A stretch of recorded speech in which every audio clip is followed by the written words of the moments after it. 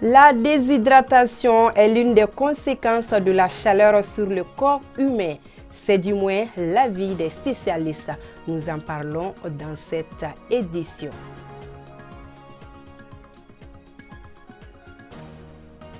Bitigini Tobili, ainsi s'appelle un concept culinaire initié par une organisation américaine dénommée Yes INC Mali. C'était à la faveur d'un concours qui a vu la participation de plusieurs dizaines de femmes. Rendez-vous également dans ce journal. Bonsoir à toutes et à tous. Merci d'être à ce rendez-vous d'information sur votre chaîne de proximité. Je vous le disais à l'instant, à Bamako, la température est de plus en plus élevée. Conséquence, une récurrence de la déshydratation chez bon nombre de personnes. Elle peut survenir en cas de chaleur ou d'activité intense. Pour atténuer l'effet de la chaleur et son corollaire de déshydratation, les spécialistes conseillent l'application de certaines mesures palliatives. Djeneba Djigiba. En cette période de forte chaleur, le corps humain a besoin d'eau pour éviter justement de se déshydrater. Rares sont ces personnes qui sont conscientes des méthodes de prévention pour l'éviter. Les nourrissons et les personnes âgées sont certainement les plus menacés par la déshydratation. Mais pendant ces journées de température caniculaire, nous pouvons tous en être victimes. La déshydratation peut être la conséquence de certaines choses, telles qu'il y a certaines maladies. Les diarrhées vomissements peuvent être la conséquence de la déshydratation. Mais également, quand il y a un apport liquidien non important, parce que la personne ne s'alimente pas trop, ne prend pas beaucoup de liquide. Donc cela peut être aussi la cause de la déshydratation.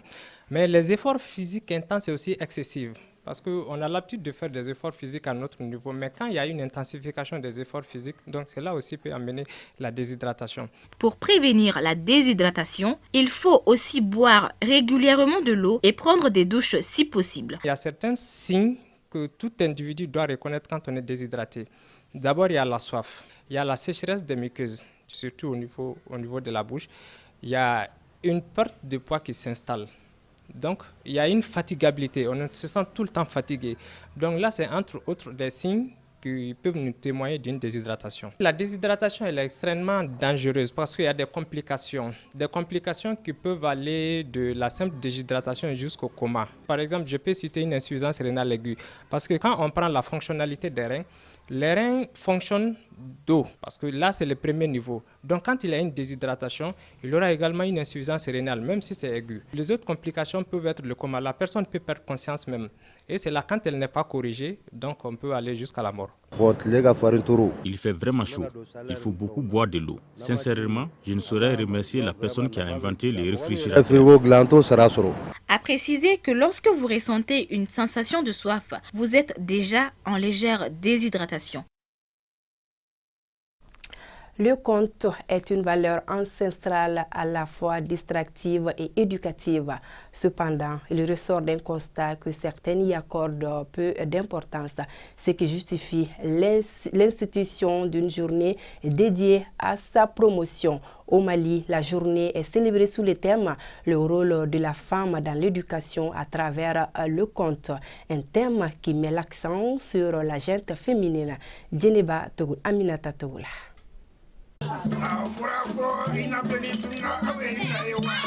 Journée mondiale du conte ce 20 mars, l'association Gabolohen, fidèle à sa tradition, a marqué l'événement par des activités bien alléchantes. Selon les organisateurs, l'initiative s'inscrit dans le cadre de la célébration du mois de la femme à travers le conte qui est un facteur d'insertion des enfants dans la société. Voilà, qui parle du conte, parle de l'éducation, parle de notre culture. C'est pour que les gens puissent comprendre le conte. C'est grand parti dans l'éducation dans le pays. Il y a 50 jeunes, 38 filles et 12 garçons.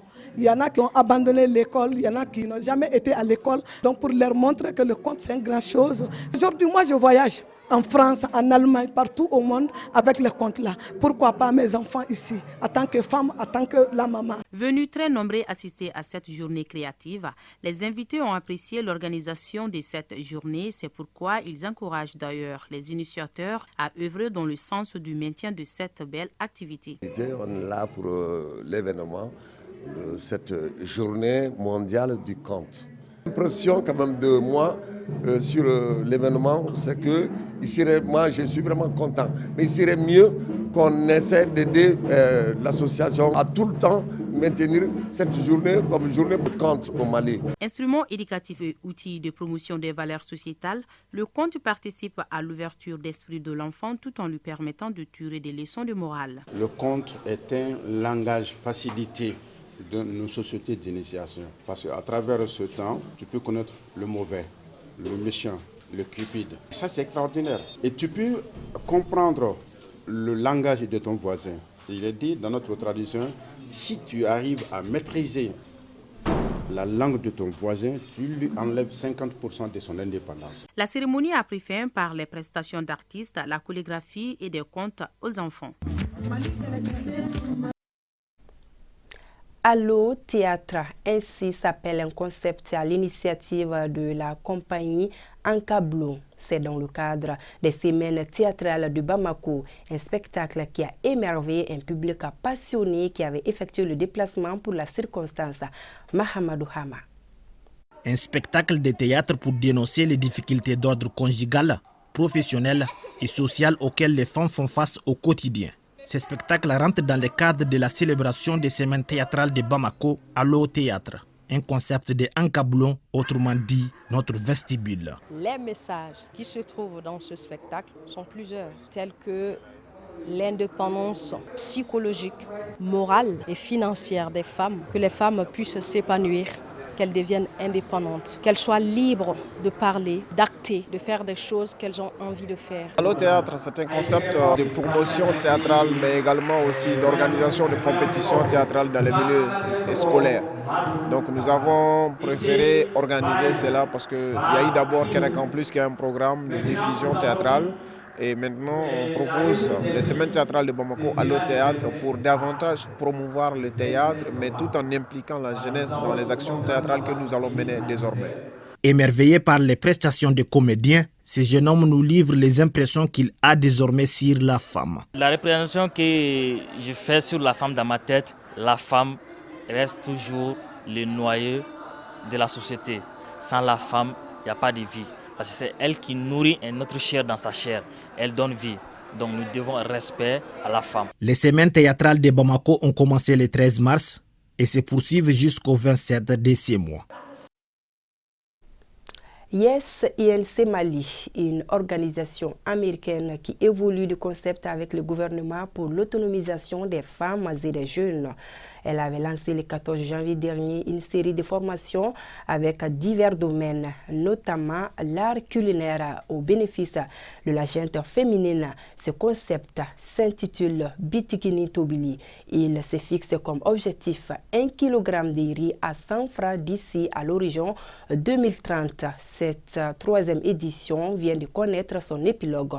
Lala Djaratouri. Bitikini Tobili Chef est le championnat national de diététique et de gastronomie. C'est un concours culinaire qui met en compétition des candidates qui ont préalablement suivi une formation en entrepreneuriat afin de leur garantir une autonomie financière. Au bout de 3 heures de temps, des candidates doivent proposer au jury un plat qui se démarque de par son originalité, fait à base de céréales locales à un coût raisonnable. L'initiative est de l'ONG Yes Inc Mali qui entend ainsi garantir une stabilité alimentaire d'ici l'horizon 2030 au Mali. Aller vers 1 kg de riz à 100 francs CFA avant 2030. C'est des actions concrètes alors qui vont se passer notamment par la formation d'1 million de Maliens, alors qui est une campagne déjà lancée et qui va connaître des séminaires gouvernementaux et des séminaires au niveau des villages un peu partout. Donc le clou déjà est la dimension nutritionnelle. Les mets présentés sont à base de maïs, sorgho, mil et de gratin de riz ou sénénjala. Il ne s'agit pas d'aller seulement cultiver le riz. Il s'agit de pouvoir mieux valoriser toute la production que nous avons. Parce que nous avons d'autres productions, notamment beaucoup de productions céréalières bien diversifiées, mais des productions qui sont négligées. Alors ces femmes du programme d'incubateur IS Alors s'est-elle revaloriser ces céréales négligées en démontrant aux gens que non, il n'y a pas lieu de les négliger. Soit c'est parce que les gens ont perdu les habitudes de préparation, soit parce qu'il y a une mauvaise éducation, une mauvaise sensibilisation à ce niveau. Le plat qui a séduit les jurys est celui fait à base de sorgho, communément appelé nyanyankini. Depuis les 3 éditions, nous avons constaté que les femmes appliquent le système du moindre coût, du moindre prix de condiment.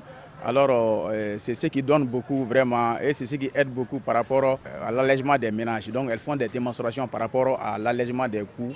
Donc c'est des cuisines très bien nutritives mais qui coûtent très peu. Particulièrement je salue le coordinateur, les coachs. Moi je suis très heureuse par rapport à cette distinction. Bon, l'objectif de cette compétition c'est de préparer un aliment qui est moins cher et puis qui n'est pas le riz. L'ONG Yes Inc Mali œuvre dans notre pays depuis 2013 et entend également trouver des alternatives à la problématique de la transition énergétique au Mali.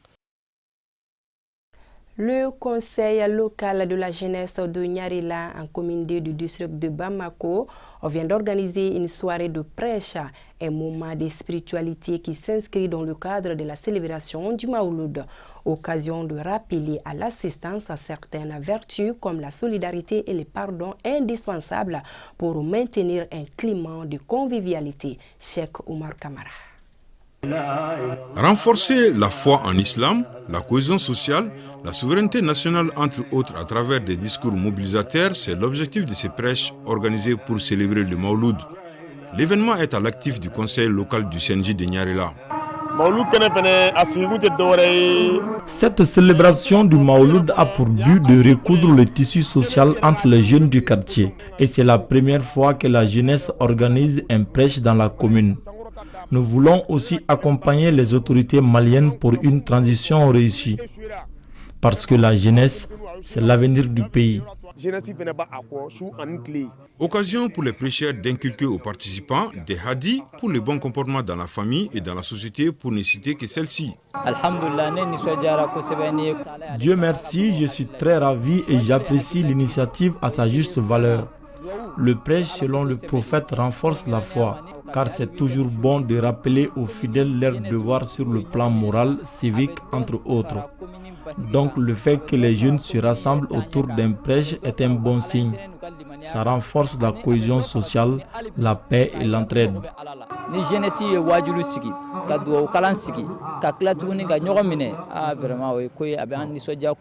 Les fidèles musulmans très émus n'ont pas caché leur ravissement. Ils affirment avoir pris des bons conseils. Je suis très contente et très satisfaite de l'organisation de ce prêche. Quelque chose qui parle de la paix, du dialogue social entre les jeunes. Je pense que c'est ce que le pays a besoin en ce moment. J'appelle les jeunes à se donner les mains pour un Mali de paix.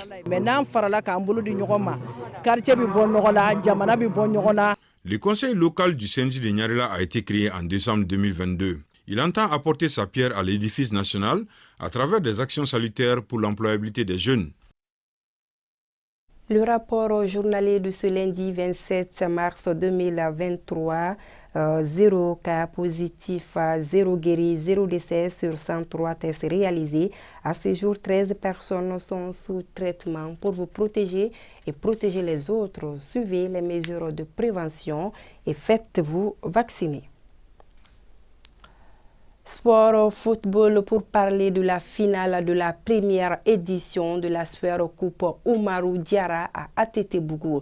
La rencontre a opposé le FC Calcio de Banankabougou à l'équipe de la Cité BMS. Un match remporté par l'équipe du FC Calcio de Banankabougou. Pour rappel, 16 équipes ont participé à cette compétition. Samba Sanogo.